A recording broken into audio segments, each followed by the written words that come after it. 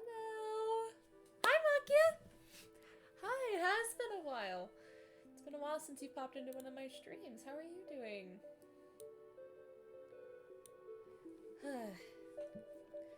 I might have said in the previous stream that the next stream was gonna be me playing Minecraft or something, but I was like, am I really in the mood to stream Minecraft today?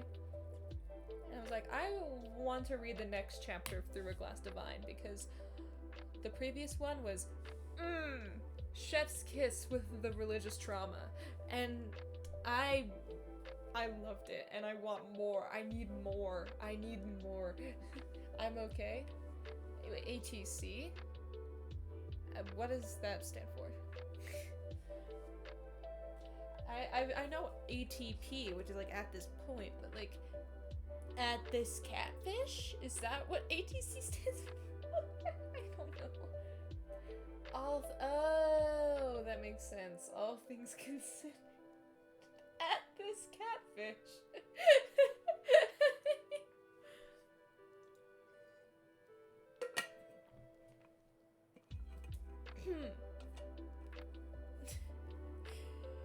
Jeez. Alright. Before we, oh. One second. I gotta fix something on my laptop. There we go. Before we read the next chapter, in case any of you don't know,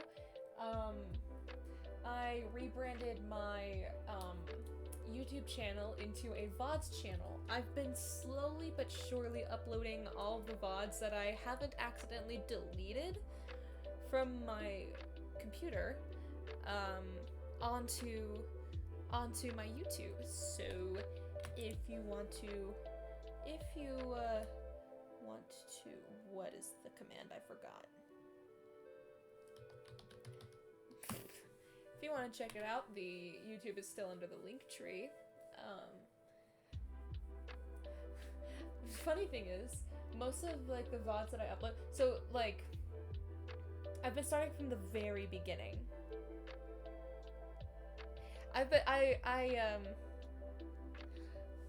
I started uploading them from the very beginning.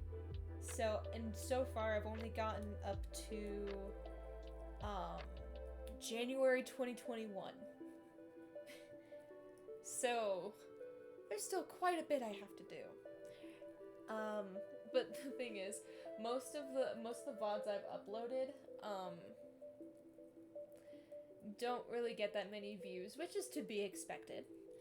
But for some reason, there was a VOD that I uploaded, it was for like January 30th, I think, or somewhere around that time frame. No, January 9th. My January 9th, 2021 VOD got like 11 views in like a day, and I'm like, where are these coming from? Lots of people who have trouble staying focused, reading long fics. Your read-alouds are nice. For me, at least. Nice. Jeez, is it just me or is the music really loud now? I'm turning it down. There we go. That's slightly better. 11 people is a bunch in it. I know, right?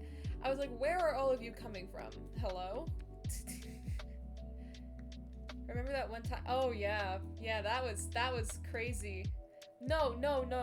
It wasn't that VOD. I didn't get rated by Heike Hate Me until August or September 2022.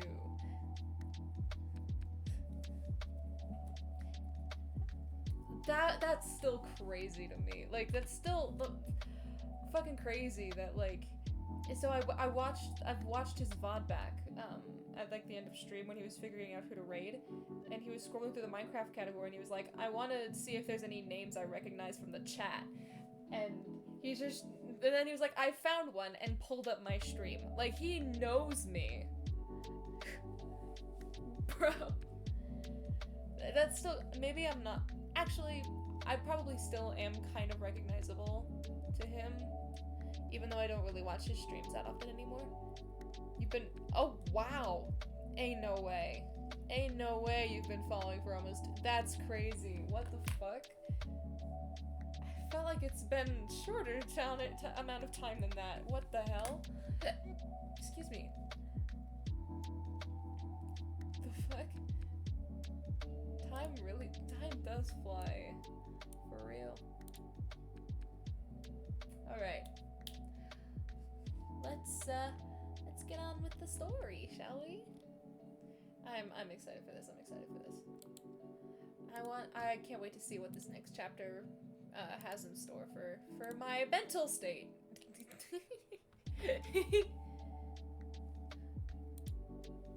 Alrighty.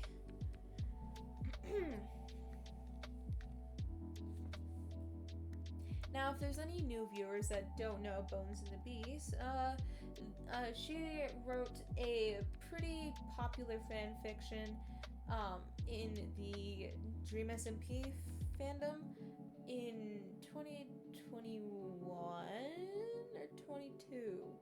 One of those two. I think it was like late 2021, early 2022, that she wrote the story called Tommy and His Clinic for Supervillains. She's also written a bunch of other stuff, and this is one of the works. I've been reading a lot of her stories on stream. Also, if I stop chatting, I've probably fallen asleep. No worries.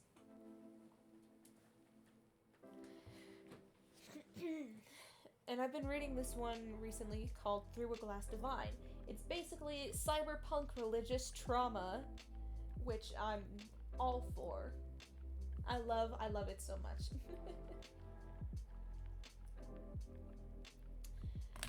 Alright. Chapter 12.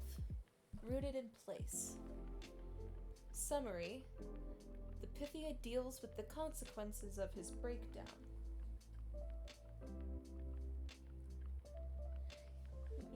Yeah, in case you missed the last chapter, the Pythia had a panic attack when he accidentally revealed some stuff.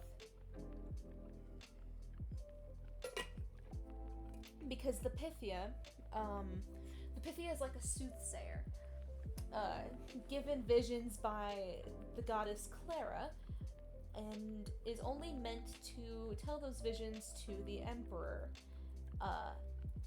In this case, the Emperor Schlatt. And those, like, that vision sharing is supposed to be strictly between the Pythia and the Emperor. No one else is supposed to know when the Pythia has visions.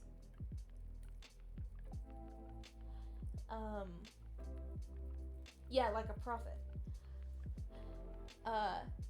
And one day, the Pythia had a vision that he was going to get kidnapped by Deathlings, a presumed cult, like, worship thing. And he warned Schlatt not to host the party that he was going to throw tonight. But Schlatt was like, fuck that, I'm doing it anyway. And so Deathlings showed up, Pythia got captured, and now the Pythia is with the Deathlings indefinitely. And Technoblade is one of the leaders of the Deathlings, and he showed up and, like, started pestering the Pythia about, like, political questions and stuff. And in his fury, the Pythia accidentally let slip that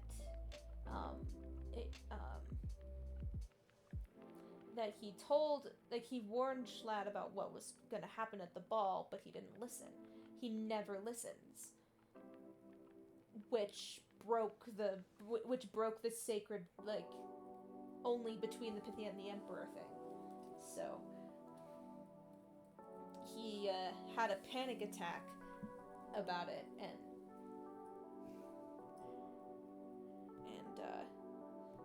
Tommy had to calm him down.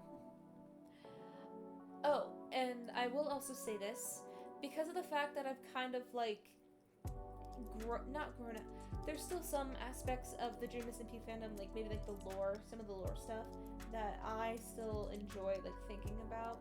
I don't actively engage in it anymore, So I'm thinking probably after this stream, I might veer away from Bones and the Beast stuff. What I really want to do is I want to read Gen Lost fanfics. So if any of you guys have any suggestions of Generation Lost fanfiction that you want me to read, I have a suggestions channel in my Discord.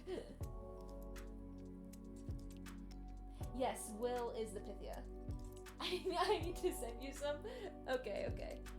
But also make sure that the authors are okay with people reading their stuff on stream. Sure, I'm a small streamer, very small streamer, but that is no exception. I do not want to cross any boundaries.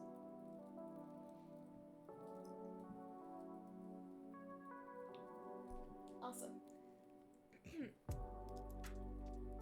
Now that all that's out of the way, let's read the story. After I drink some water, because oh, then there goes my water bottle. 1 second.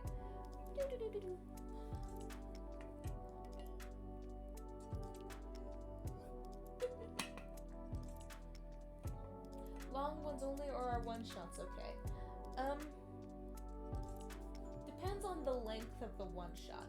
If it's a one-shot that I could read in the span of one stream, or if you have multiple one-shots that I could read in the span of one stream, that's totally fine.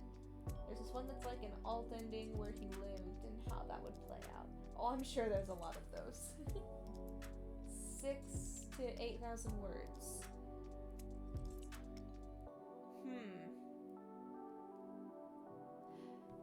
How many words? Does it tell me how many words are in this chapter? No, it doesn't. But considering the fact that there's 21 chapters so far and 186,000 words. Hold on. Let me do some math.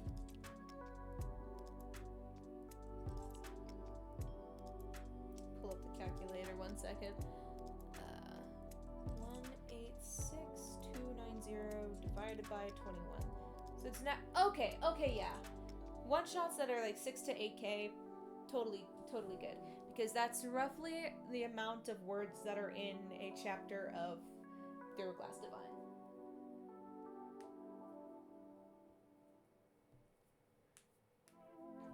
Alright. Let's see. There's no trigger warnings. Okay. The Pythia was imprisoning himself at this point. After his slip-up the day before, the last thing he wanted to do was face the rest of the Deathlings. He'd woken up with his heart in his throat, the darkness behind his eyes mocking him as his windpipe was slowly crushed with the weight of what he'd done. One rule. It was one simple rule that was more important than all the others. Visions were sacred, and yet he blabbered about them to Tommy, Nikki, Jack, and Techno just to prove a point. They knew the truth now. Not just about the vision, but about the fact that Schlatt never listened to him. This also meant they knew that even if he were to die and the Pythian cycle continued, nothing would change because Schlatt would likely ignore the next one just like he ignored him. Does this mean they're gonna kill the Emperor? Because I'd be down to have them kill the Emperor because fuck Schlatt. Sorry. This also meant that the Deathlings had no reason not to kill him. Maybe that should have made the Pythia afraid. And on one level, it did. His chest would seize and his breath would come out in short gasps, until he'd remembered Tommy's fiery anger. He'd remember the way Tommy stood in front of him when the others discussed the merits of killing him. He'd remember how Nikki and Jack jumped to his defense. Tommy wouldn't let them kill him. Hopefully, he wouldn't be overruled. Oh my god, holy shit. The sunset looks so pretty outside. 1 second. I gotta take a picture of this. Ow, my wrist. I've been having wrist issues. Like, in my left wrist is like a little sharp pain whenever I flex my wrist too far forward or back. It's been happening for about a week and a half and I don't know what's wrong.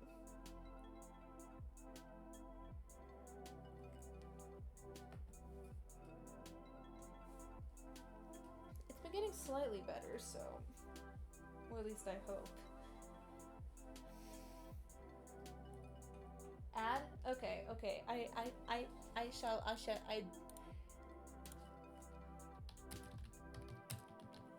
shall wait.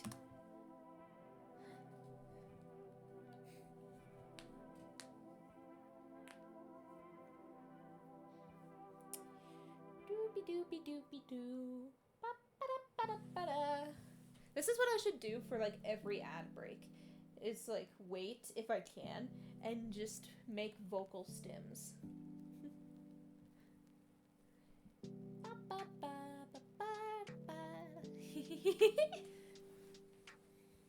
Yeah, get that bag.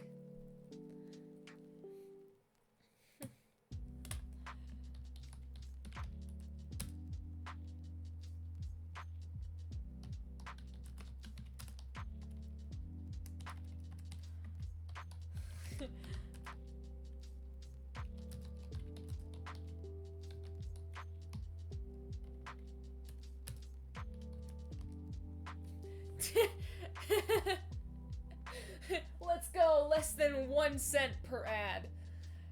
We live in a society.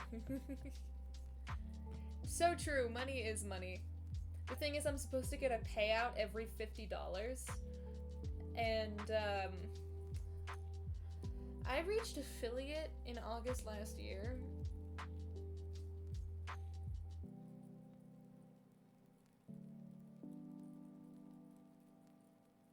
Where's my $50? I know. I literally got affiliate the day before I moved up to, or before I left for college.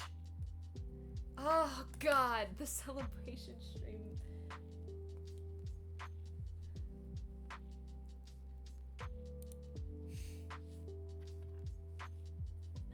Excuse me. Oh, I knew that, like, the payout per, like, ad was, like, very little, but I didn't realize just how little it was at the time.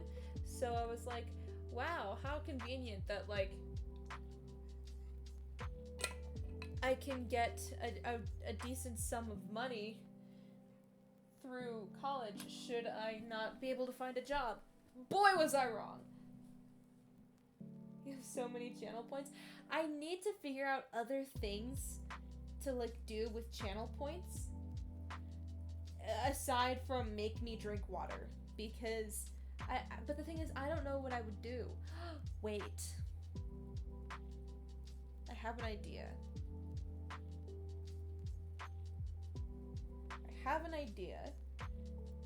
I'm going to implement it after stream. But what I'm thinking is, maybe it would be higher than the drink water. Like, the cost would be a bit higher. But maybe someone could redeem points to request a song for me to play on guitar or ukulele.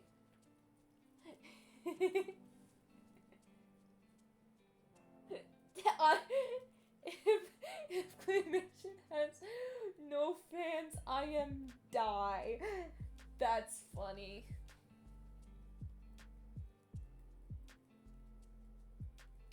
Oh, I was also thinking of doing another redemption where someone could redeem points for me to speak in a British accent for a certain amount of time. I don't know how long it would be. Probably like 5 minutes.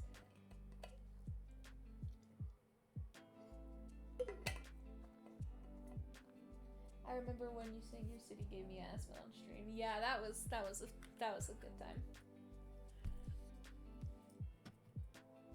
All right. Let's keep reading.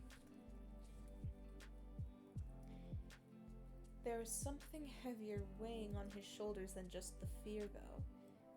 It was far more oppressive. A suffocating blanket that he felt was snuffing out any light inside of him.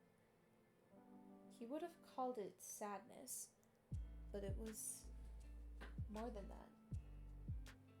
The bird in his chest was strangely quiet. He should have been relieved, but he wasn't. After waking up, the Pythia stared at the ceiling, eyes tracing the swirling paint over and over again. He didn't sit up. He didn't move to put on his blindfold. He simply laid there. Another thing about the Pythia is, it's been told that looking into the Pythia's eyes would put a curse on the viewer. That's why he wears a blindfold. And it's like, it has like enchantments on it so that he can see regularly.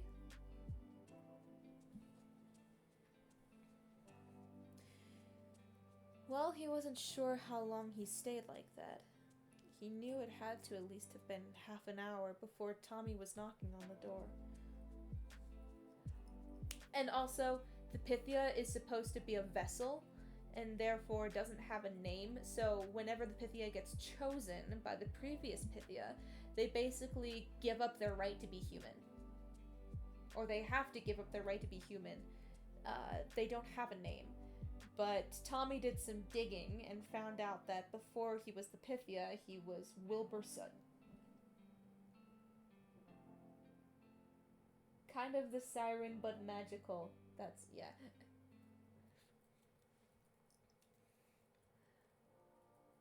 Wilbur?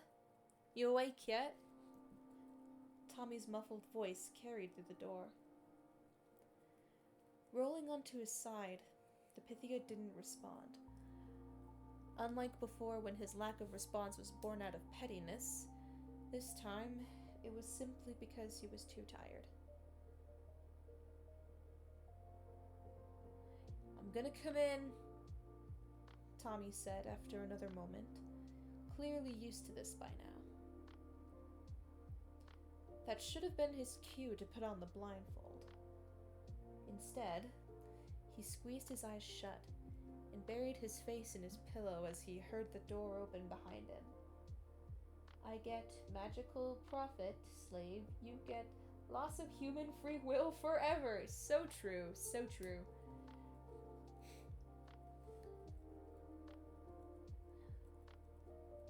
Will? Tommy called out, his footsteps moving towards the bed. Shit, you sleeping? No, he finally answered back, keeping his face covered by the pillow. I'm awake. A beat passed. Oh. There was the sound of shuffling, and the Pythia pictured Tommy crouching down beside him. He could feel the ghost of something warm on his shoulder, and wondered if Tommy's hand was hovering above it, debating whether or not it was okay to touch him. After a moment, the Pythia reached out to his left in search of his blindfold. Can you hand me... Before he could even finish his sentence, silky fabric was being placed in the palm of his hand. He curled his fingers around it and slowly sat up, keeping his eyes shut and his face turned away from Tommy as he tied it around his head. Once it was secure, he blinked open his eyes. His temples throbbed. Morning, he muttered, keeping his eyes on his lap despite the fact that his blindfold was on now. Hey, Tommy said back. You feeling a bit better after yesterday? Hold on. You feeling a bit better after yesterday? The Pythia One second. Something weird just happened on my laptop and it confused the shit out of me. Telling me to sign into... Okay, I'll figure that out later.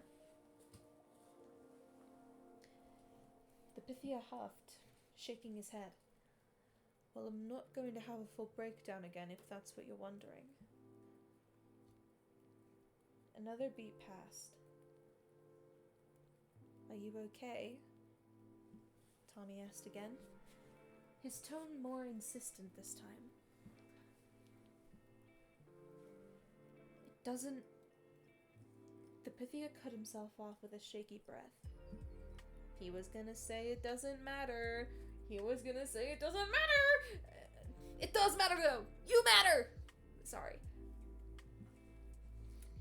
He looked up, meeting Tommy's eyes behind his blindfold, and sighed.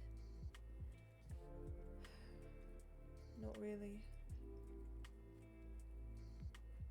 Tommy's breathing hiccuped for a moment before he nodded. That's okay. Yesterday was kind of shit. The Pythia snorted at this. Yeah, you could say that again. Then we're gonna stay here today, Tommy decided, nodding once. Let me go get us some food though, and I'll be right back. A small but grateful smile flickered over his face at that. Thank you. No problem, big man, Tommy said, pushing to his feet with a grunt. I'll be back in a few. The door slammed shut behind Tommy as he left the room, and the Pythia stared at his hands, wondering how the day would progress from here. He supposed he didn't mind the idea of staying in his room with Tommy again, exchanging stories about their childhoods and cracking jokes until their eyes grew bleary. He was avoiding the issue, he knew that. Sooner or later, he was going to have to face his fuck-up. But he didn't want that day to be today. Maybe he should have used this time while Tommy was gone to get up and wash his face, get the crust out of his eyes, and hopefully shock the grogginess out of his system. But he couldn't bring himself to push to his feet. He couldn't even find the energy to pour himself a glass of water from the pitcher that sat by his bed. It was like there was a hole inside his mind where all his energy was draining out. A constant drip, drip, drip that had slowly progressed to a steady stream. He was empty. He stared at the wall until Tommy got back.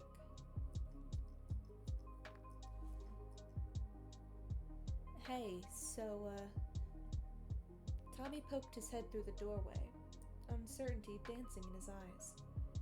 You can say no, but Nikki and Jack asked if they could come eat breakfast in here with us. The Pythia glanced at the door, noticing how Tommy only had the door open wide enough for his head to fit through. If he had to guess, Nikki and Jack were standing on the other side of the door already, probably having followed Tommy from the cafeteria. This meant they would hear whatever answer he gave Tommy. While a part of the Pythia wanted to seize with fear at the idea of facing Nikki and Jack again after the mess that was the day before, he just didn't have enough energy to be afraid. Logically, there was no reason for him to tell Tommy that Nikki and Jack could join them. If they did, he was going to have to face their worried looks and inevitable questions. Why he ran off the day before, what he meant when he said Schlatt never listened to him, why he hadn't said anything before. The Pythia should have been doing everything in his power to fight against spilling anything more than he already had. But again, he was tired. So tired. Okay, the Pythia said softly, leaning back against the wall. Tommy blinked in obvious surprise. Wait, really? The Pythia gave him a small nod. Yeah, they can come in. A beat passed, and Tommy narrowed his eyes at him. Then he mouthed in, "Are you sure?" Once again, the Pythia nodded. "Oh, okay," Tommy muttered, pushing open the door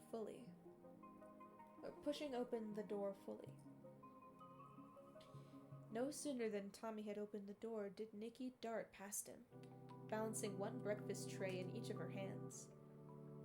Jack followed, and then Tommy did as well, with the two of them both only holding a single tray for themselves. Shit, gonna drop this, Nikki whispered to herself as she nearly dropped a tray in front of the Pythia's bed. As soon as the tray was out of her hand, though, her shoulders slumped in relief, and she passed the Pythia a warm smile. The tray was a little heavy, she said, in a way of explanation. Yeah, no shit. The Pythia looked down at his breakfast tray, eyes going wide when he realized how much food had been piled onto his plate. There were bread rolls, of course, but there was also some kind of a sweet roll drizzled with syrup, a bowl of light broth with vegetables floating around it, the same kind of soup he'd dropped on the floor that one time, and a small plastic container filled with what looked like... Holy shit, is that real? He asked, snatching up the fruit cup and staring in awe at the orange slices floating in the sugary syrup. Kind of, Nikki said, sitting down against the wall opposite the bed beside Jack. It's real, but it's been canned for a while, so it's not fresh or anything. The sweet roll drizzled in syrup. Don't get me started. I've had dinner and quite a few snacks. Don't make me hungry again. God damn.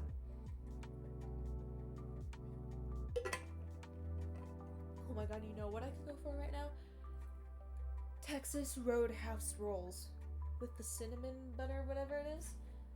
Lord almighty, I want one of those right now.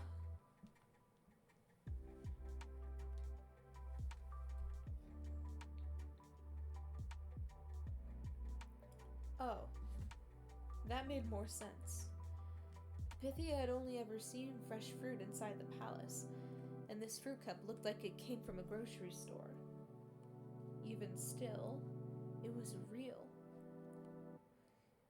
Why did you even get this? The Pythia asked, peeling off the plastic on top as carefully as he could. It couldn't have been cheap. Jack grinned. Tommy, I just snatched it from a store a while back. Tommy snapped, cutting him off.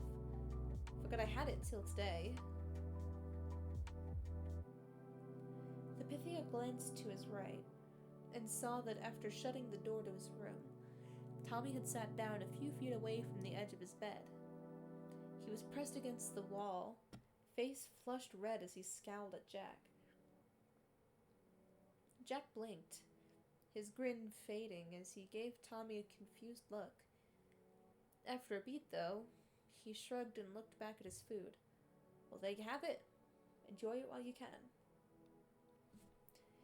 Using the fork on his tray, the Pythia scooped an orange slice out, watching the sugary syrup drip back into the container.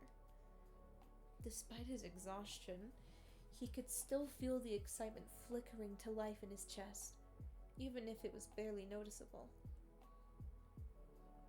He took a bite and the bright sweetness of the orange exploded across his tongue. The sugary syrup was almost cloying with how overpowering it was, but the orange taste was still there. It was there and it was real, and it was one of the best things he'd eaten since he left the palace. As soon as he swallowed the first piece, though, he found himself staring at the container, thinking of the last time he ate an orange. It had been the morning of the ball, after Schlatt had ignored his warning. His breakfast had been brought to his room. An omelet, real eggs, not soy eggs, filled with chopped up vegetables and melted cheese, some hot tea, and a perfectly round orange settled right on the corner of his plate. You know what's funny? Almost to a T, minus the orange and the vegetables. This was my lunch this afternoon. I cooked myself an omelet and had some peppermint tea.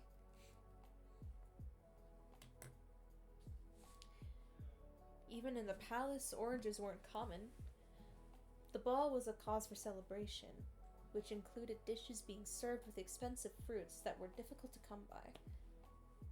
The Pythia remembered how he'd tried to enjoy it, but couldn't get past the bitterness lingering in his mind, knowing what was going to happen at the ball that night. The sugar turned rancid on his tongue. The excitement in his chest was snuffed out, and he knew he wasn't going to be able to enjoy the rest of this fruit cup like he should have.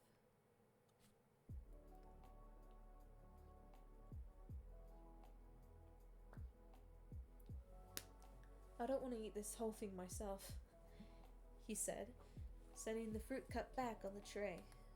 You guys should have some too. It's okay, Nikki reassured him.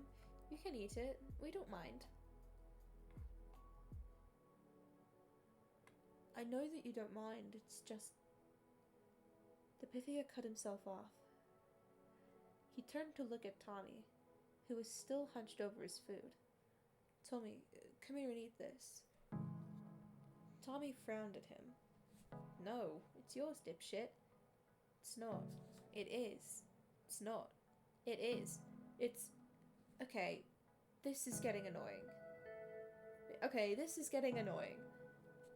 The fruit cup was snatched out of the Pythia's hands, and he looked up to see Jack taking a slice of orange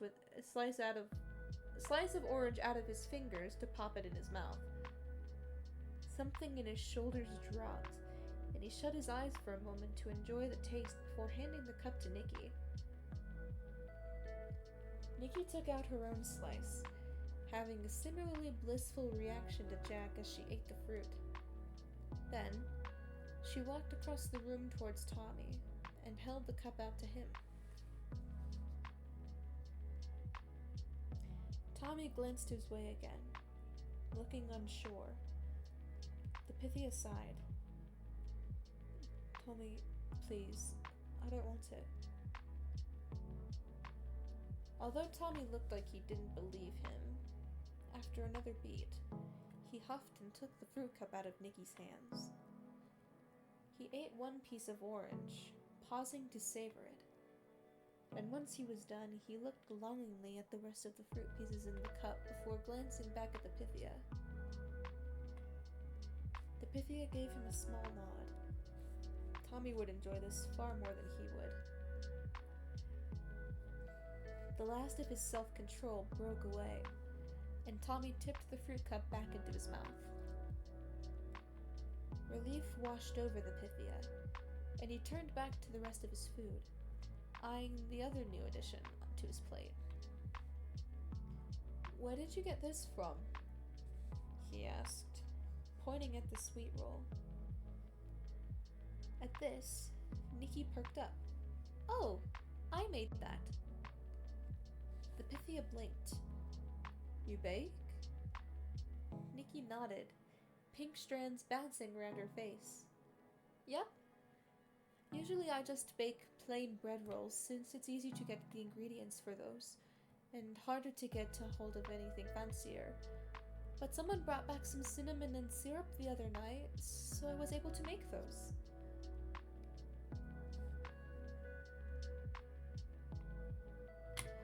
The Pythia considered this for a moment, the gears in his mind whirring far slower than they should have. After a second too long, though, the realization hit him.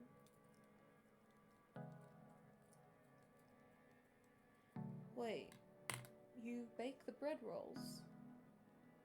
He asked, holding up one of the plain rolls that he'd grown so fond of.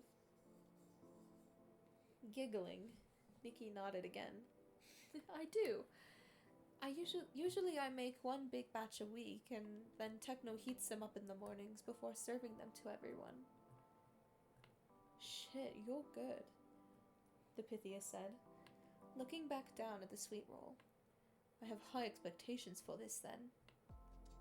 Nikki giggled, and the Pythia held the sweet roll up to her in a half toast before bringing it to his mouth to take a bite out of.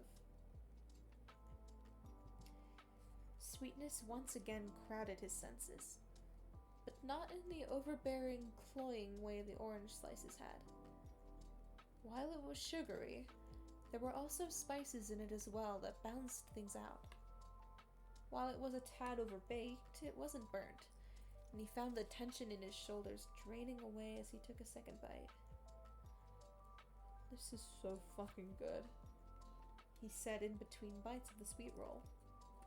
"I'm glad you like it," Nikki exclaimed, eyes lighting up as she reached for her own food. "I thought it might cheer you up after..." She paused, her brows furrowing. "Well, after yesterday." And there it was.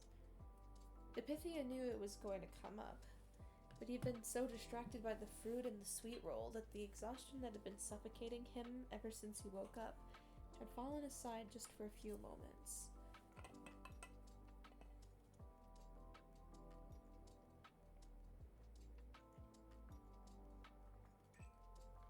Drink break.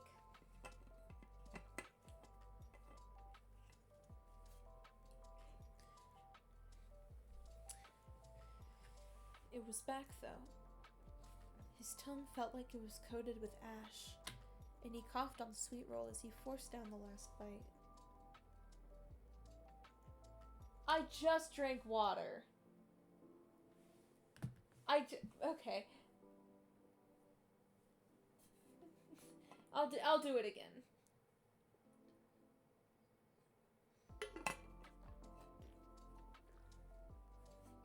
There we go.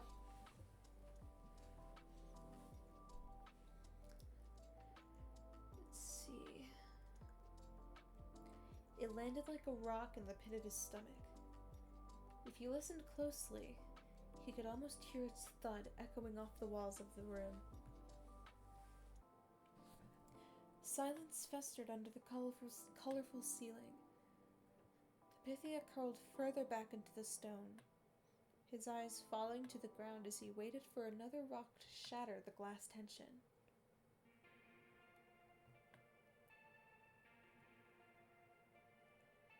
"Look, we don't have to talk about it if you don't want to." Water is good for the brain, true. The Pythia winced as invisible glass shards clattered to the ground. But I think Jack and I both just want to understand why you ran out so suddenly."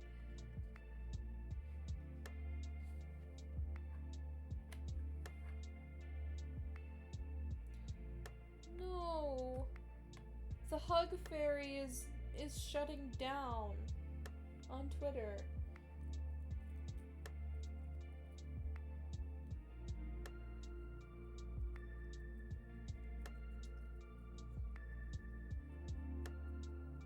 "What's that?" It's a bot.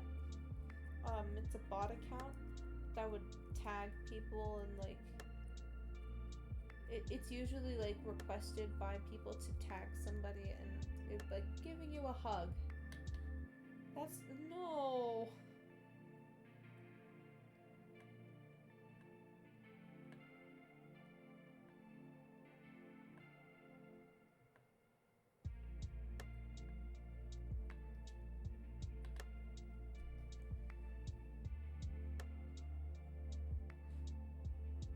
From the corner of his eye, the Pythia saw Tommy stiffen.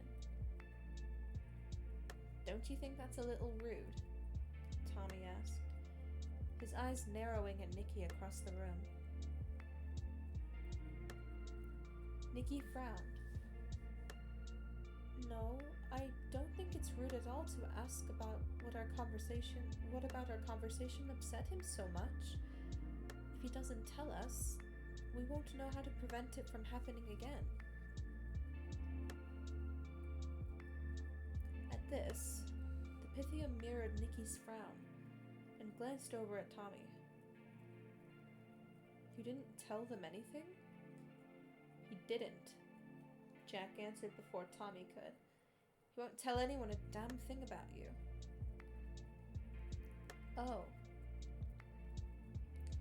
While the Pythia knew that Tommy promised he wouldn't tell that name to any of the other Deathlings, he'd never been sure just how much else about their interactions he was passing along to his friends.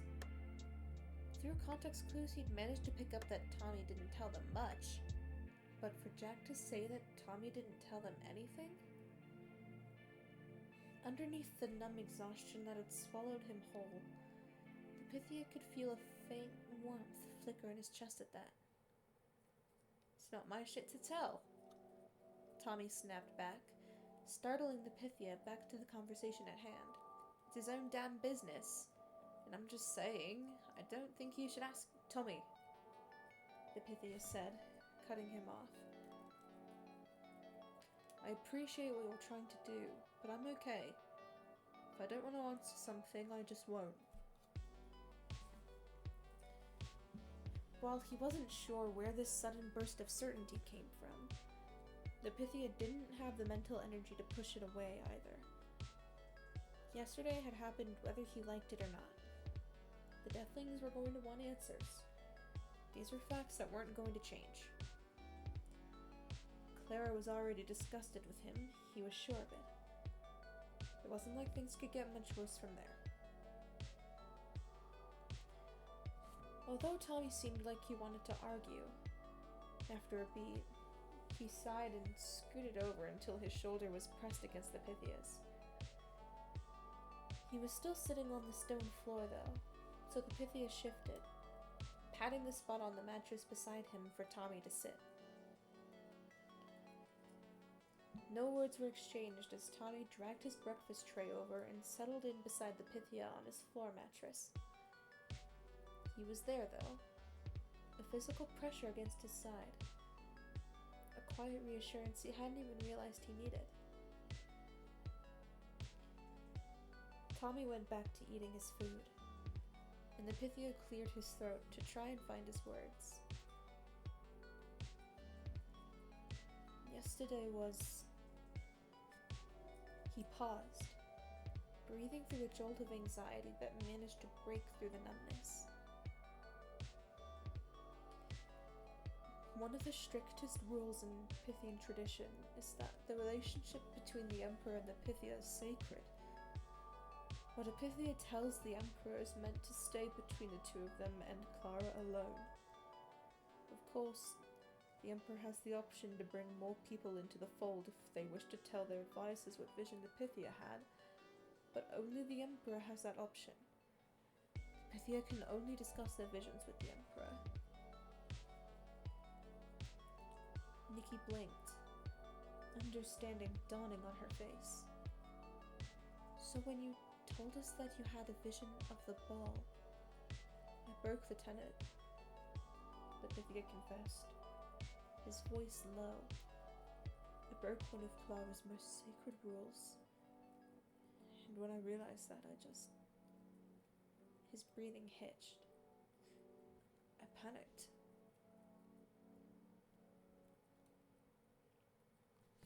You don't have to talk more about it, Tommy said, flashing Nikki and Jack a pointed look.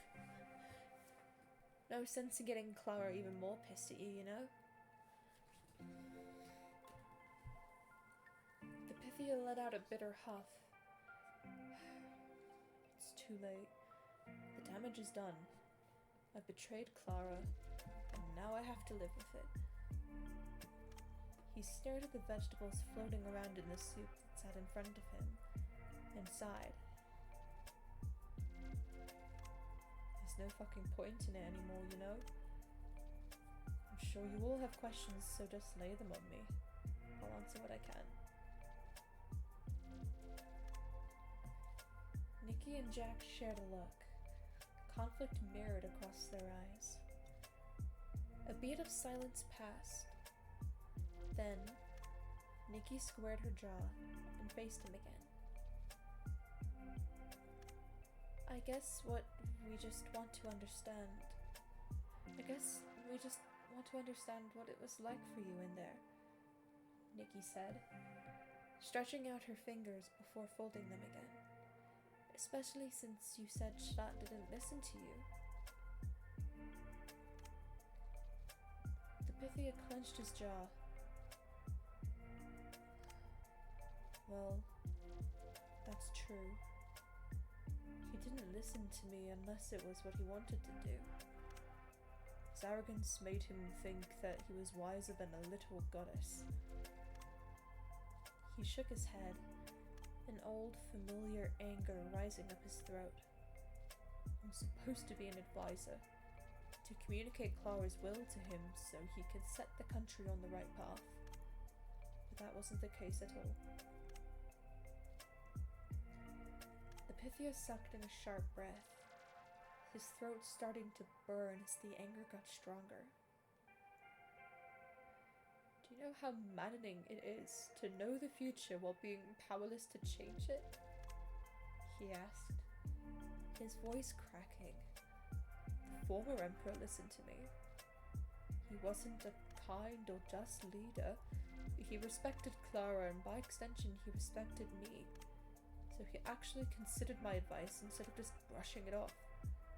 That wasn't the case with Schlatt. He didn't see me as a vessel for Clara, or even as an advisor.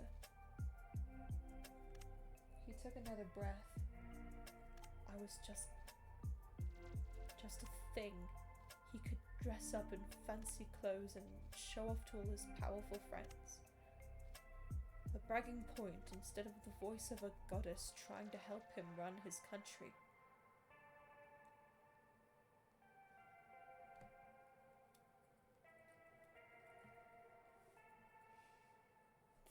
Right, yeah, you're so right, Makia.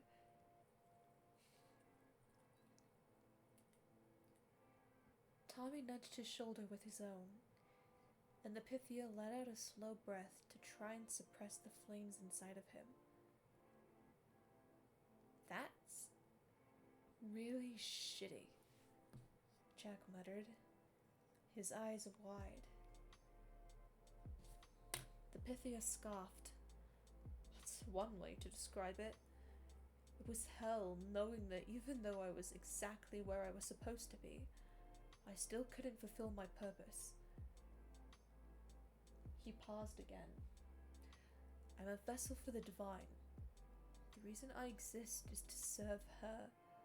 So when I couldn't do that, I didn't know what I was there for. A moment ticked by in silence. Then another.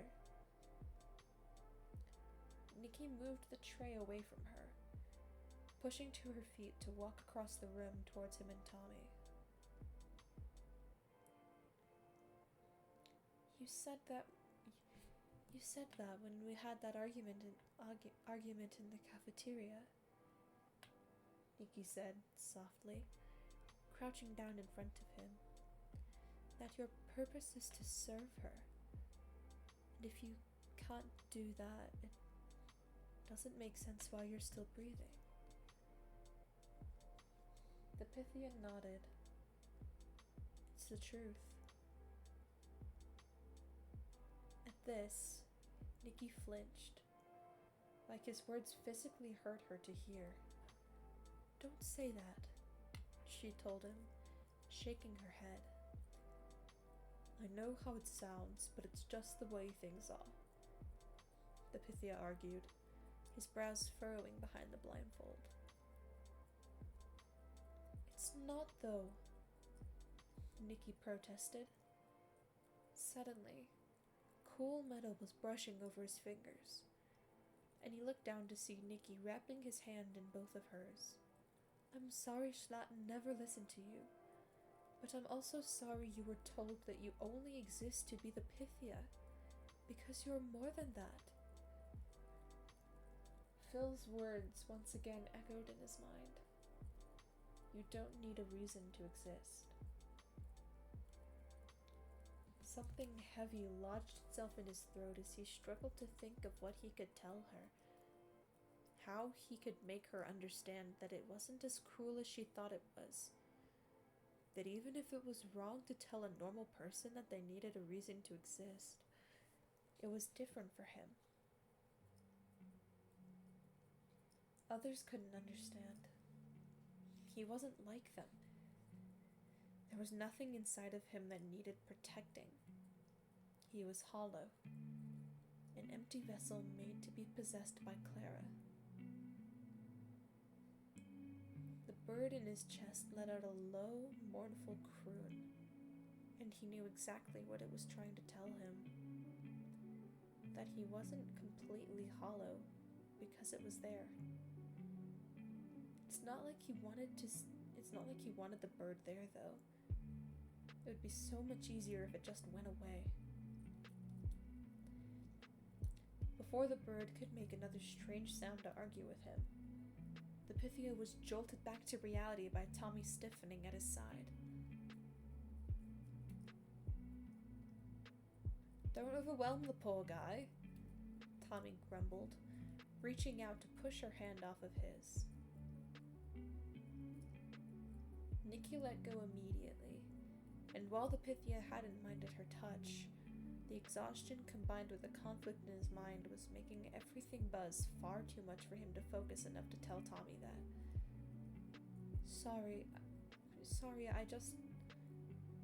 Nikki blinked as she pushed to her feet again. "You're not just a vessel to us. I hope you know that." The Pythia still couldn't find the words to respond as Nikki sat back down next to Jack. His gaze dropped to his hands, and he stared at the faint indents in his skin from the carvings in Nikki's prosthetics. Another beat passed. The silence was getting uncomfortable.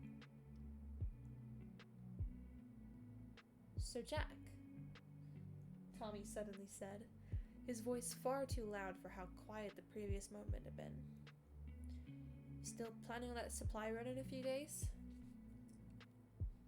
Jack straightened up, startled by the jarring change of subject. Yeah, I am. Not sure who's going to be my partner, though. Amy's having some issues with their leg, so I'll just wait to see who Techno and Phil recommend." "Might be able to convince Techno to go with you," Tommy said, leaning even more into the Pythia's side. "He used to take me on supply runs when I was younger. You won't have to worry about cops at all with him around." Jack snorted. "Yeah, because he'll beat their asses before they even see him coming."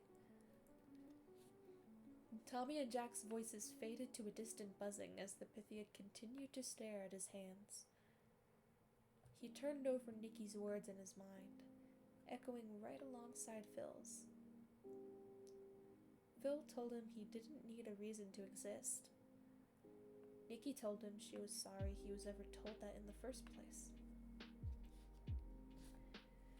The Pythia looked up from his hands and found Nikki staring at him from across the room. When she noticed she'd caught his eye, she gave him a small smile, but the Pythia could tell it wasn't genuine. Nikki was sad, and it was because of him. Nikki and Jack didn't stay for long after that. Once the conversation about the supply run had died out, Nikki mentioned that she and Jack both had other things they needed to be doing, so they took the breakfast trays and left the room.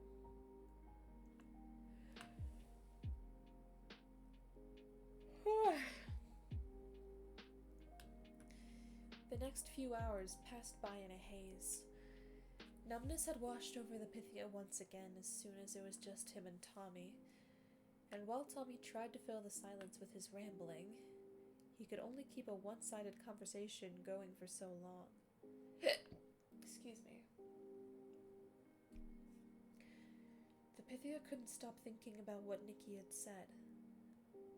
He couldn't ignore the lump that had made itself a home in his throat. He couldn't drown out the bird that was still screaming in his chest. When the exhaustion returned, it suffocated him again. The sweetness from his breakfast had left a sour taste in his mouth, and he wanted nothing more than to rewind the past hour so he could tell Tommy he didn't want to see Nikki and Jack that morning. But that wouldn't fix anything. His exhaustion had been overwhelming from the moment he opened his eyes. Did Clara still care about him? Should she still care about him? Did he want her to care about him? The Pythia wasn't sure where that last question had come from, but it floated in his mind all the same. If he was less numb, the implications of him even thinking that would have made him panic. But he was numb. He was numb and he was tired. So he considered the question from a distant place in his mind. What had her care ever done for him?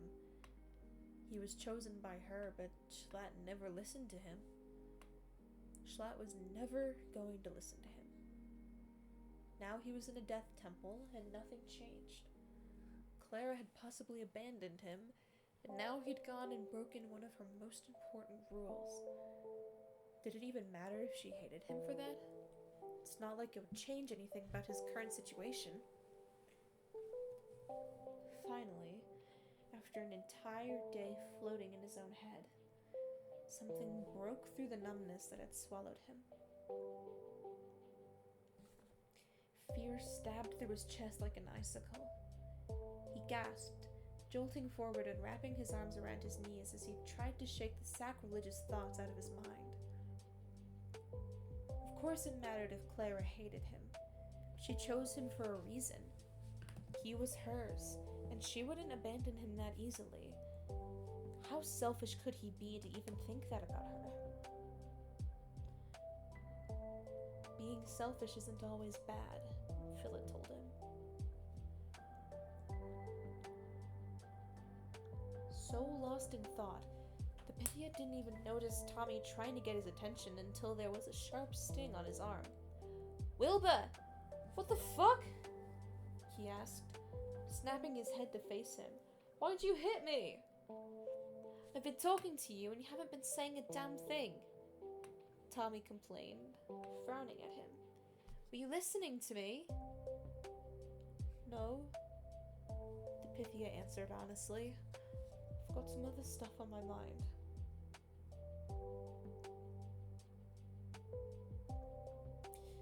Tommy blinked. "Like?" The Pythia clenched his jaw. The last thing he wanted to do was tell Tommy about the question that was still echoing in his ears. "Can we go to Quackity's bar again?" He found himself asking instead. "Wait, seriously?" Tommy asked, his eyes widening. "Want to go up there?" While the Pythia hadn't thought of it until now, he had to admit, alcohol seemed like a great way to drown out the voices in his head asking questions he shouldn't be giving a second thought. "Yeah, I think I need a drink," he said, the stone wall cool against his back. "So can we go?" Tommy furrowed his brows. I'd have to shoot him a message and ask if he can clear the VIP lounge tonight. It's a little last minute, so I don't know if he'd be able to. The Pythia found himself wilting. "Oh, never mind then." "No, I'll still ask," Tommy quickly said, already pushing to his feet. I gotta go to my room to grab my phone, but I'll be back in just a minute, okay?" Although the Pythia wanted to insist it was fine, the more he thought about it, the more he desperately wanted to go. The room was driving him crazy, but so was the temple as a whole. Everywhere he went, the Deathling's eyes would be on him. Kristen's eyes would be on him. But in Quackity's bar, the only people watching him would be Tommy, Quackity, and probably Charlie. He could handle those three. Sighing, the Pythia gave Tommy a nod, and he grinned as he swung open the door between their rooms and disappeared behind it. The Pythia waited for a few minutes, wringing his hands in his lap and once again failing to ignore the lump in his throat. Seconds ticked on. Minutes soon followed. Then, "Get some decent fucking clothes on!" Tommy shouted through the door. Key said we're good to stop by.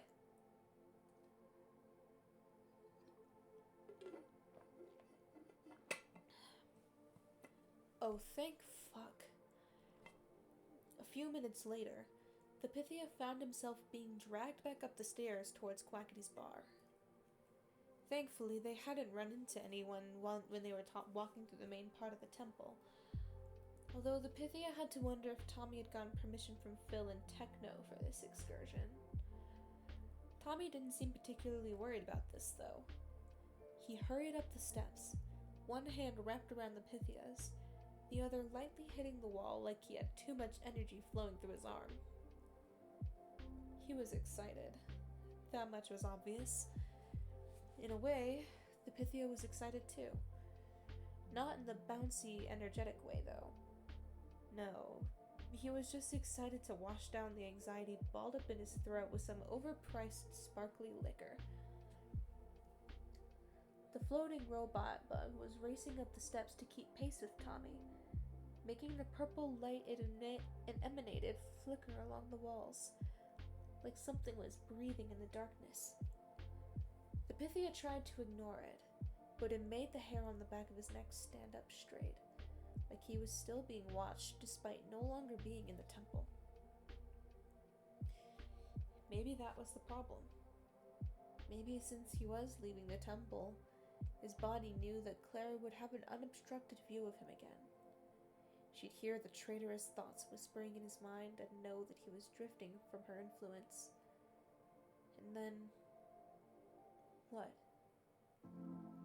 What would happen then? What was he so afraid of? The numbness and his anxiety were at war with one another. One side of him was too tired to care what the consequences of the last few days were going to be. The other side of him was petrified, because there had to be something that would happen, and he had no idea what that something was. But then again, he'd been in the temple for more than a month now, and Clara still hadn't done anything.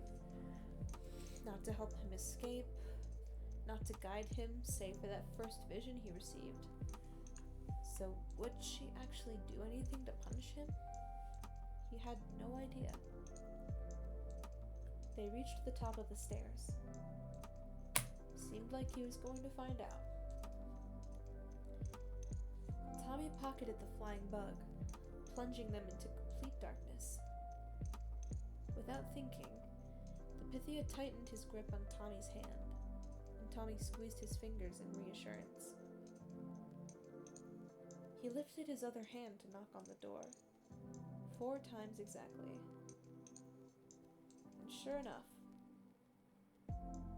"Hello, Tommy from downstairs and Tommy from downstairs' friend." "Hey, Charlie," Tommy said, already stepping past him to drag the Pythia into the broom closet. "How's it been lately?" "Oh, you know, gooping and gunking all over the place," Charlie said, grinning widely at the two of them. "You got any teeth you want to give me today?" Tommy and the Pythia both froze at that, sharing a confused look before turning back to Charlie. What?" the Pythia asked. "Well, you clearly didn't come with any bones," Charlie pointed out. "You gonna give your old pal Charlie some teeth?" Tommy blinked. "No, we're not giving you our teeth." Charlie stared at them for a moment, one of his eyebrows twitching. Then, he tipped his head back and let out a barking laugh. "I got you two so good," he chuckled, grabbing his stomach in a way a cartoon character laughed. The problem was that something about Charlie's laugh seemed strangely rehearsed. It was almost eerie to watch. The Pythia would rather he just kept asking for their teeth. "Can we go to the bar now?" Tommy asked, already making his way towards the other door. Sure! If you lose a tooth, though, you know where to find me, Charlie quipped, holding the door open for both of them. The Pythia gave Charlie a small nod. We'll keep that in mind. With that, Tommy dragged him into the bar and away from Charlie as fast as possible. The lounge didn't seem any different from the last time the Pythia had been there. It was almost completely empty, once again save for the teenage bouncer playing video games. Charlie, who was hurrying out to the main part of the bar, and Quackity acting as the bartender yet again. Everything was lit up in shades of gold and orange, and the Pythia's head was already starting to swim despite the fact that he hadn't had anything to drink yet.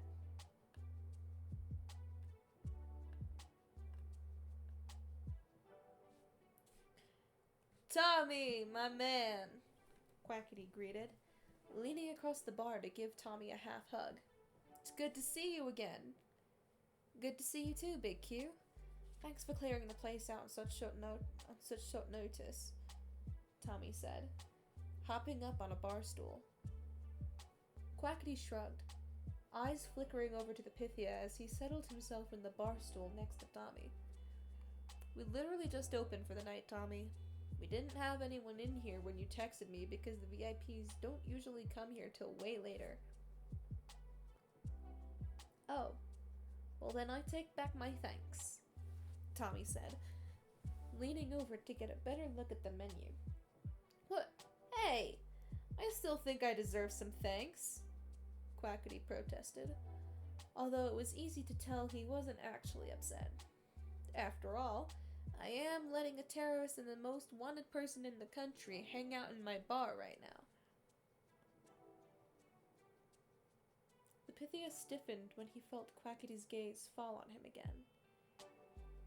He glanced up from the menu, their eyes locking despite the blindfold covering his face. There was something knowing on Quackity's face, a glint in his eyes that made the Pythia frown, until he remembered what had happened the last time they'd come to this bar. Quackity was the reason Tommy had found out his former name. The two of them had been looking at the device that pulled up his file together, meaning that when Tommy found out that name. Oh. Quackity knew that name too. It was one thing for Tommy to know that name. He and Tommy were close in a way, as strange as that was, and he'd already promised not to tell anyone else about that name. But Quackity hadn't made those same promises. So, if you call me anything but the Pythia, I will throw my drink in your face, the Pythia said before Quackity could get a second word out. A pause. Then, Quackity grinned.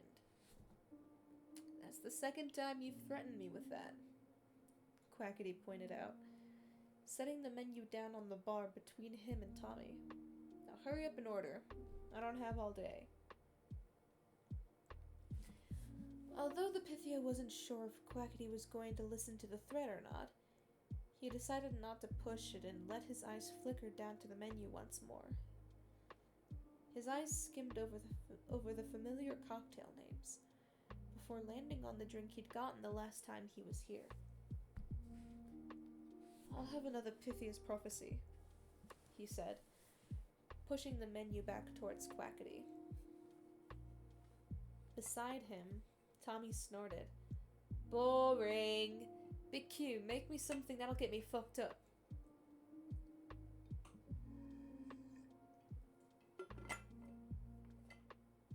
And then there's me, drinking my water. One of these days I want to do a stream where I do a shot every time something happens. That'd be really funny to do. Like something in Minecraft, but I don't know what. I don't know what I would do.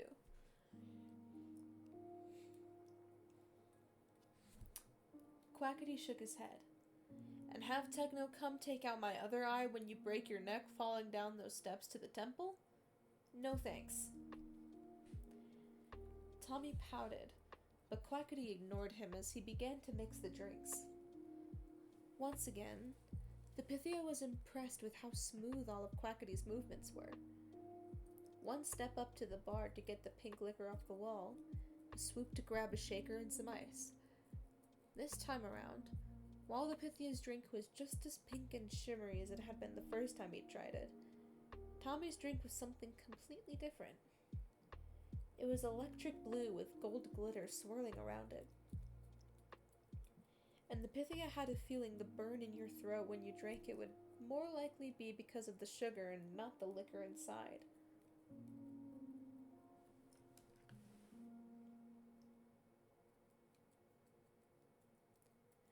The Pythia took a long sip of his drink at the same time as Tommy, and Quackity turned back around from where he had been rinsing out his shaker. Tommy beamed. This is so fucking good, Q. You're gonna be the best bartender in the city, Tommy said, leaning against the bar and taking another sip. Quackity snorted. Thanks, but you've never had any drinks I didn't make. You saying I don't have good taste? Tommy asked.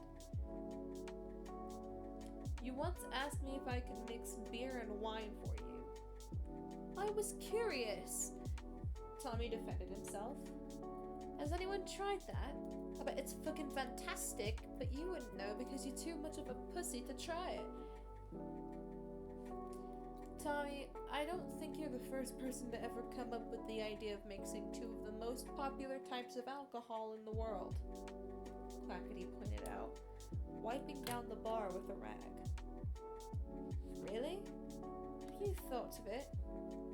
Tommy challenged, raising an eyebrow at Quackity. Quackity gave him a flat stare for a moment, before running some water over the rag to wring it out. So when are you gonna go on another supply run? I could really do with some extra merchandise, and you always get the best stuff. Tommy stiffened, his smile fading as his brows furrowed instead. Well, no, I can't really leave the temple at the moment, Tommy told him, wrapping his fingers around his drink.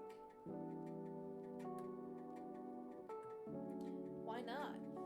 I haven't heard anything about there being any heat on you for the heist, Quackity pointed out. Tommy stared at Quackity for a moment, before his eyes flickered to the Pythia.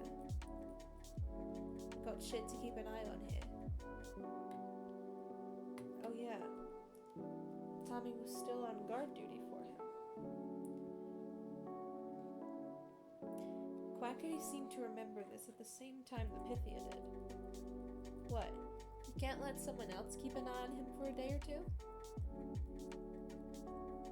That's not... Tommy cut himself off, shaking his head before taking another sip of his drink. I'd just rather not take any risks, you know?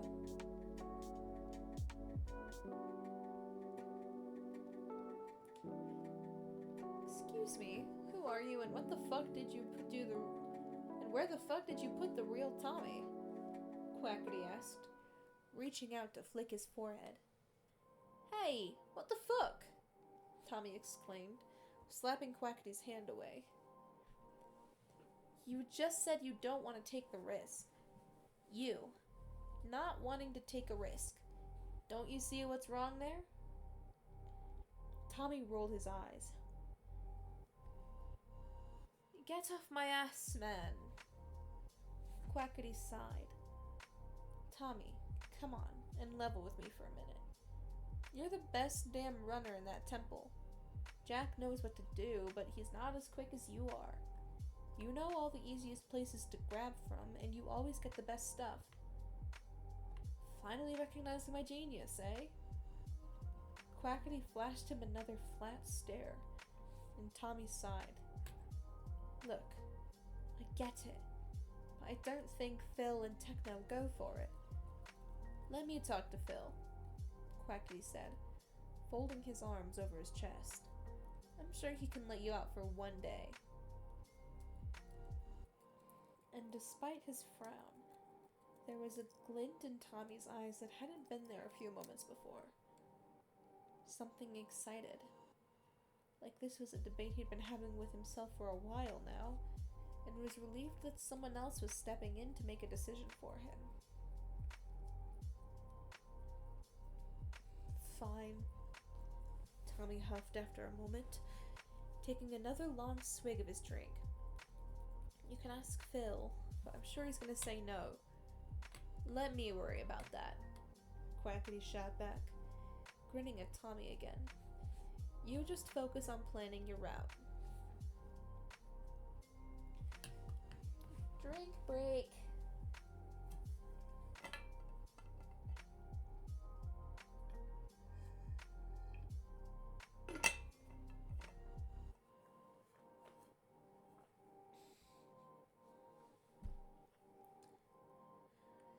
Tommy rolled his eyes again as he ran his fingers along the edge of his glass. It was obvious he was trying to make himself seem less enthused about this than he was. His gaze kept flickering to the Pythia, his shoulders hunching to his ears, before his eyes would then drop back to his drink. For a moment, the Pythia wasn't sure he understood what just happened. If Tommy had gone on supply runs before, and a search warrant hadn't been put out for him after the ball, then why would he be so reluctant to... His drink must have been stronger than it was the last time he was there, because it took him far too long to realize why Tommy seemed so conflicted about what Quackity was saying. It was because he'd have to leave the temple, while the Pythia stayed there, alone. Well, the Pythia wouldn't actually be alone. The rest of the Deathlings would be there, and someone else would be put on guard duty to keep an eye on him throughout the day. But he wouldn't have Tommy. For the first time since he was dragged into the temple, Tommy wouldn't be by his side. Well, save for that one day that Techno was kind of looking after you because you tried to kill Tommy, but...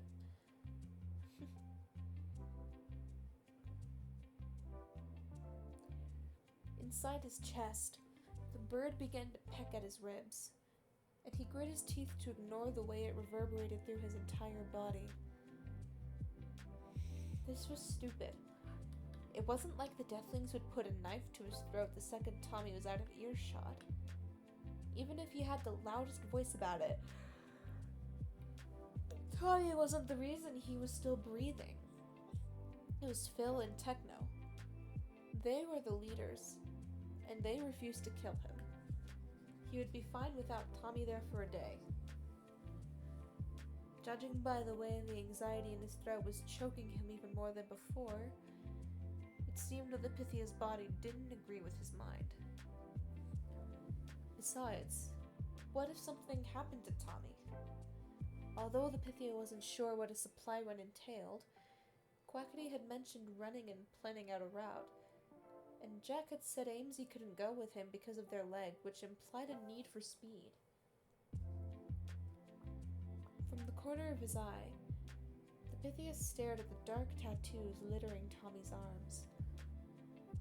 Maybe to some, the evidence that he'd come back from near-death situations so many times would have been reassuring. But to the Pythia, it was only a reminder that one slip-up was all it would take. Just like that, Tommy could be dead. That almost scared him more than thinking about his own death, which was strange because he couldn't remember a time he'd ever been close enough to someone else to fear the idea of them dying. Hey man, you good? The Pythia glanced up, realizing that Quackity was giving him a concerned look. I'm fine, he said, avoiding Quackity's eyes as he chugged half of his drink in one go. He coughed a bit at the faint burn in his throat. Gonna need another one of these in a minute. Suddenly, there was a cold finger poking his arm. "What is it, Tommy?" the Pythia asked, his voice coming out harsher than he meant it to. Tommy narrowed his eyes at him. "Isn't it bad to drink that fast?" The Pythia huffed. "Only if you don't want to get drunk. But lucky for me, I would love to not be sober right now. So..." He held his glass up in a mock toast. "Bombs away." He downed the rest of his drink, the buzz in his head still quiet, but more pronounced than it was before. The floral aftertaste sat heavily on his tongue, and he heaved out a sigh as he leaned his arms against the bar, his anxiety buzzing just as much as the liquor. Before the Pythia could even open his mouth to ask, Quackity was sliding another cocktail towards him. "That was fast," the Pythia commented, taking a sip of his new drink. The Pythia smirked. "That's what they tip me for." He paused then, his smirk growing sharp. "Well, that and my charm and good looks." The Pythia snorted. "And your humility too, I'm sure." "I'm a jack of all trades," Quackity shot back, resting his elbows on the bar in front of him. "What about you, Pythia? I'm sure you were popular back at the palace." The half-smile that slipped onto the Pythia's face disappeared almost as soon as it appeared. "What?" Come on, don't pull the humble bullshit with me. I'm sure you had your fair share of admirers." "I mean, speaking to the Pythia is the closest one can get to speaking directly to Clara herself. So yes, a lot of people wish to speak with me because of that," the Pythia explained, frowning now. "I don't understand what you're trying to do here." Quackity chuckled. "Call it curiosity. The palace is shrouded in all that glittery bullshit, so I'm just wondering what it was like for you." The Pythia took another long sip of his drink, the liquor warming his blood. "I already told you a bit about Schlapp being a prick." "You did, which was fucking fantastic, by the way," Quackity said, nodding at him. "But that's not what I'm referring to." "Then spell it out for me," the Pythia snapped, losing his patience with the bullshit. "What did you do all day?" Quackity asked with a shrug. "I doubt you just sat and prayed to Clara 24/7. You had to have something like, I don't know, friends? Maybe a hobby?" "Oh." The Pythia's frown faded as he slumped further against the bar. "I had attendants and gods I was friendly with, I suppose." From behind him, Tommy asked, "But no friends?" Oh shit. Yeah. The Pythia had almost forgotten Tommy was right there with how quiet he'd been. "Friends are a bit tricky with the Pythia," he admitted, watching the glitter swirl around his drink. "It's not exactly easy to be friends with someone who's a vessel for the divine." Tommy shrugged. "But I'm your friend." He said it so casually, like there wasn't a single question about it. Tommy considered himself his friend, despite everything that had happened between them. The Pythia thought back to the day before, when he'd broken down in the darkness while clutching Tommy's shirt. He thought back to Tommy saying he liked the person he was now. He thought back to Tommy defending him from the others. Metal digging into his palm from how tightly Tommy was gripping his fingers. "Are we friends?" he asked in a voice far quieter than he meant it to be. "I mean, I figured we were." Tommy shrugged, taking a sip of his own drink, which was starting to get watered down from the ice inside melting. That okay with you? Was that okay with him? Tommy kidnapped him. He tried to kill Tommy in return, but at this point, it was impossible for the Pythia to deny the fact that he cared about the kid. And for some inexplicable reason, Tommy seemed to care about him too. Yeah, that's okay, he said, nodding once. It was then he remembered Quackity's original question and turned back to him. But, yeah, I didn't really have friends back in the palace. There were people who wanted to win my favor, so they tried to give me gifts or flatter me so I could tell Clara to bless them or whatever the fuck they wanted. But usually I avoided those kinds of people if I could. Quackity snorted. I doubt they were just trying to get Clara's blessing out of you, but yeah, I can see how that would be annoying. Confusion must have flashed across the Pythia's face again, because Quackity continued with, "Easy on the eyes, man. I'm sure a fair share of those admirers were there for you more than Clara." Oh. Suddenly, Quackity's earlier comments made a lot more sense. There were definitely a few people like that too. The Pythia huffed, taking another sip, though I think it was still more about the fact that I'm the Pythia rather than them actually being attracted to me. Oh, don't bullshit me. It wasn't just about Clara. Quackity pushed, his dark eyes skimming his face. If the alcohol warming his blood hadn't already made him flushed, he was sure heat would be rising to his cheeks right now.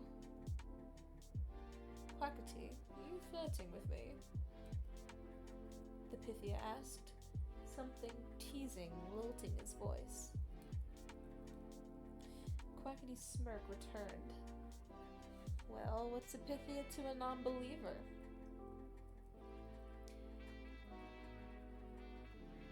A beat of silence passed as the Pythia's own smile grew. But before either one could say anything, they were interrupted by a gagging noise behind them. Looking over his shoulder, the Pythia saw Tommy making a disgusted face at the two of them. If you two are gonna make out, please do it where I can't see it. More blood rushed to the Pythia's face. No, we're not going to make out. Yeah, you don't need to worry about that, Tommy. In case you forgot, this is my job, so I can't exactly take a lunch break with Clara's favorite over here. Rain check for another day, then? The Pythia joked, the edges of his vision starting to blur. At this, Tommy gagged again, and the Pythia tilted his head back as laughter rang through his chest. The next hour was a blur of talking, laughing, and drinking. Although after the Pythia finished his second drink, Tommy decided to cut him off on the grounds that he wasn't going to carry the Pythia back down the stairs into the temple. Quackity brought out a bowl of chips for them to snack on, and although he was only tipsy, it didn't take long for him to start sobering up all the same. The ball of anxiety began to diminish, letting him breathe again as his worries fell to the back of his mind. His cheeks were flushed and his skin was buzzing, the floral taste of his drink lingering in the back of his throat alongside the salt from the potato chips. When Tommy decided it was time for them to go, the Pythia didn't argue. He was warm and his head had finally gone quiet. While his fear was still there, it had retreated to the back of his mind for the time being, giving him the illusion of peace. Later, guys! Quackity called out as Tommy dragged him towards the door. Bye, Big Q! Tommy yelled back. With that, they followed Charlie through the door into the broom closet space yet again. So, are you guys going to... We're not bringing you bones, Tommy said, cutting Charlie off before he could even finish his sentence. Charlie's face fell. You're so selfish with your bones, man. You kinda need them, Tommy shot back. All 206 of them? Charlie pushed, raising a doubtful eyebrow at him.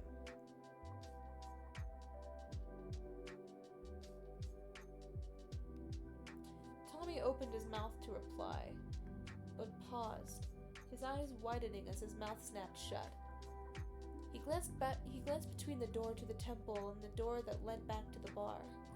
Something conflicted flashing over his face before his gaze fell back on the Pythia. Shit. I need to ask Quackity something about what he's gonna tell Phil. Tommy muttered, clenching his jaw. Give me a second. I'll be right back. Then before Charlie or the Pythia could say anything, Tommy was turning on his heel and running back into the bar. The Pythia side-eyed Charlie, wondering if he was about to be accosted for his teeth or bones yet again.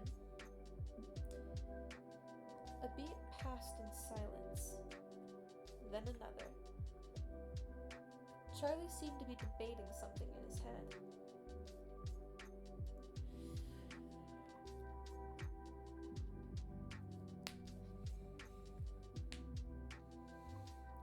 You know, I call you Tommy from downstairs' friend because I don't know your name.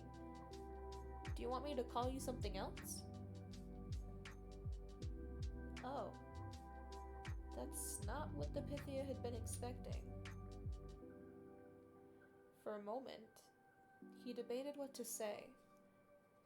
While he could just have Charlie call him the Pythia, he wasn't sure if it was wise for Charlie to say that considering how loud he could be at times.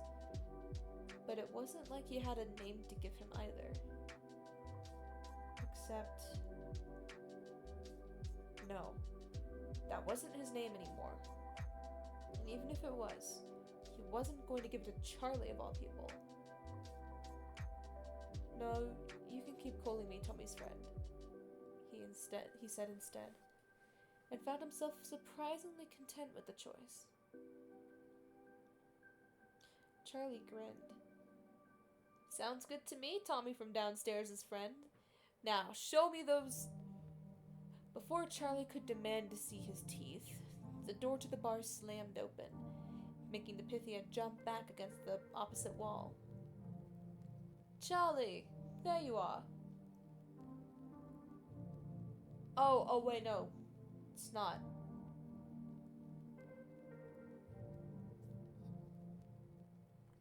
I think it's actually Purple that's saying it. Charlie, there you are. The Pythia recognized the teenage security guard from the last time he'd been to the bar, and vaguely remembered Quackity calling him something like Purple, but not quite that. Whatever his name was, Purple seemed far less relaxed than he'd been before. His eyes were wide, and his prosthetic arm was glowing unnaturally bright as he reached for Charlie's arm. You gotta get me out. You gotta get out here with me. 2 Zon streamers have some beef or some shit or having a fight, and one of them is live streaming it. Oh! Can we use that for marketing? Charlie asked, already heading towards the back door. What? No! I need you to help me break it up! Purple shot back, dragging Charlie out into the VIP bar without a second glance his way. Wait, I think I need to stay... Hurry up before the cops get called! Then, before Charlie could protest again, the door to the bar was slamming shut, leaving the Pythia alone in the broom closet. For a moment, the Pythia could only stand there, unsure what to do now. His eyes flickered around the broom closet, wondering if he should try to find Tommy or go back into the temple himself. Oh. The Pythia's eyes fell on the third door in the broom closet, the one that Tommy had brought him through the night of the ball. The door that led to the outside. It was only a few feet away from him, unguarded, unlocked, right there. All it would take was a few steps. One foot in front of the other, grab the handle and turn it to go out into the alley. From there, he could run out into the street and see if he could wave a cop down and tell them to contact the palace. If he couldn't find one, it still wouldn't be hard to disappear into foot traffic. So by the time Tommy came back, he would be long gone. This was it. This was his chance to escape. If he left now, he'd be able to fulfill his purpose again. He would be back in the palace, serving her and conveying her will to Schlatt. Even if he never listened to the visions, at least the Pythia would be where he was supposed to be. His breaths wouldn't be wasted. He stared at the door that was so close, yet felt so far at the same time. He willed his feet to move, to take one step towards the freedom he'd been begging for this entire time. Laughter rang in his ears. Phantom fingers squeezed his own. He thought about what he'd just told Charlie, that he was fine being called Tommy's friend. Two different voices echoed in his mind. Look, Pythia, I don't tell you how to do your job, and you don't tell me how to do mine. Schlatt. You had a panic attack, Will. You're not apologizing for that. Tommy. He imagined what it would be like if he ended up back at the palace. His prophecies falling on deaf ears, dealing with Schlatt's arrogance, wandering through the halls with an uncaring guard who never bickered with him over pointless things. He couldn't move. Despite telling his mind to take a step forward,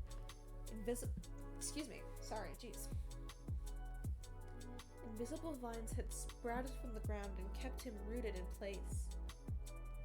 So he stayed.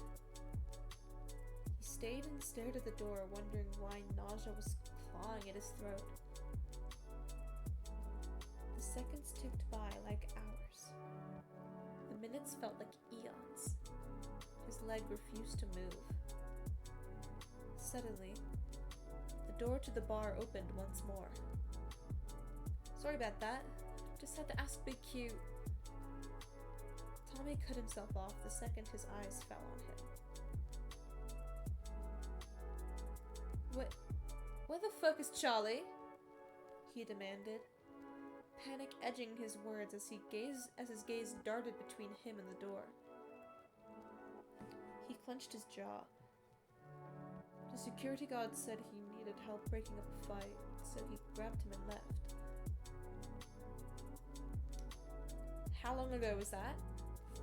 Tommy pushed, blinking fast like he wasn't sure where he wanted to look.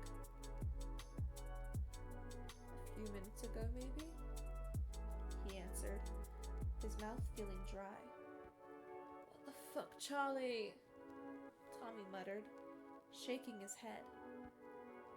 Then, he fell silent for a moment, eyes flitting between the three doors, before finally settling back on him. Tommy's stare was a physical weight on his shoulders. His stomach twisted in on itself. You didn't run.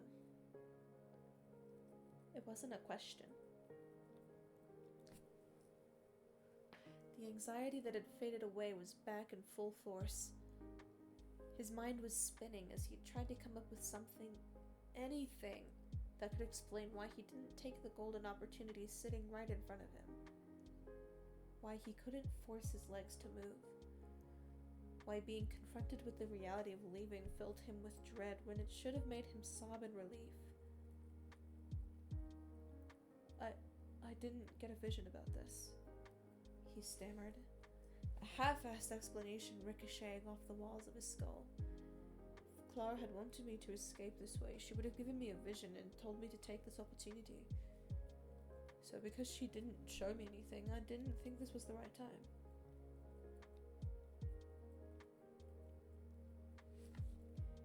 seconds ticked by. Tommy's stare never wavered. Bullshit, he said, taking a step forward. I know you're not stupid. Charlie was busy. I was talking to Q. If you'd made a run for it by the time I came back in here, you would have been long gone.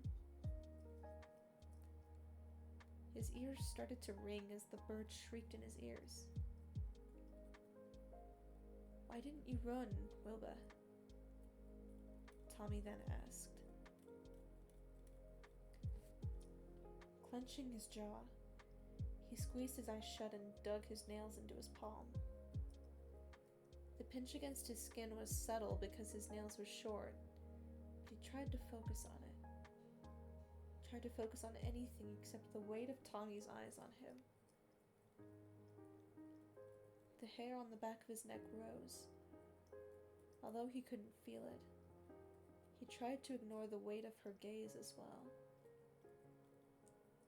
I don't know, he forced out, around the rock in his throat.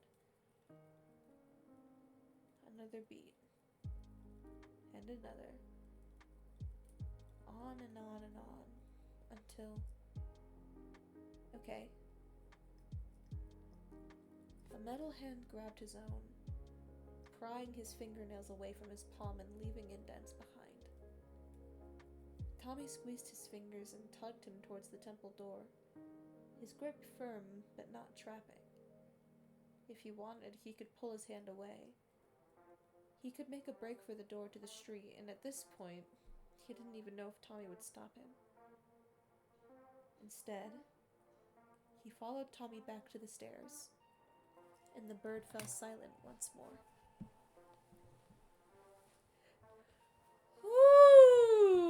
Ooh, good chapter, good chapter. In my outline for this chapter, when Quackity and Wilbur were flirting, I literally had a bullet point that said, Tommy is the live slug reaction. That's funny, that's funny. Ooh boy, ooh boy.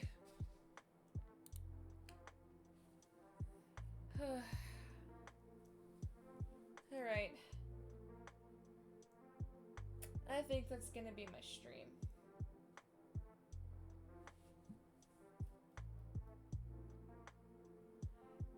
Let's see.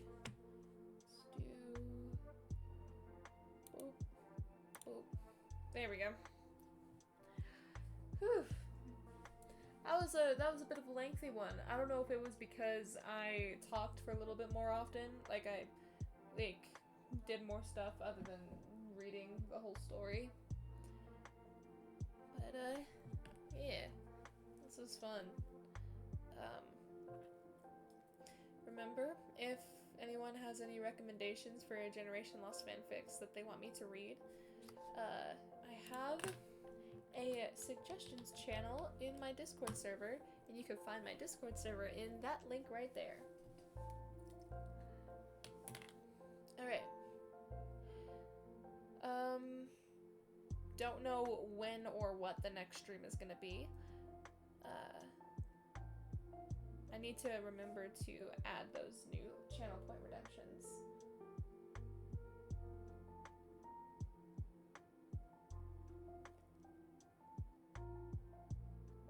I'll do that, like, as soon as I end stream. Alright. I hope you guys have a great rest of your night, or your day, or whatever time it is for you. And I will see y'all next time.